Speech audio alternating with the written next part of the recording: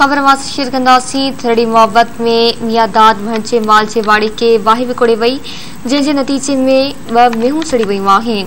चौपाई माल लाइ पियल खाद खुराक भो पलाल सुधो समूरो माल जो अनाज सड़ी रखी पियो। इतला बावजूद फायर ब्रिगेड अमलो न पहुची सघियो।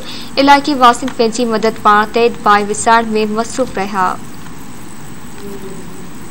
खबर मां थरड़ी मोहब्बत मां शेयर कई पिया। थरड़ी मोहब्बत में मियादाद भणचे माल जे वाड़ी के वाही विकोड़े वई, जंहिंजे नतीजे में 2 मेहूं सड़ी वयूं आहिनि।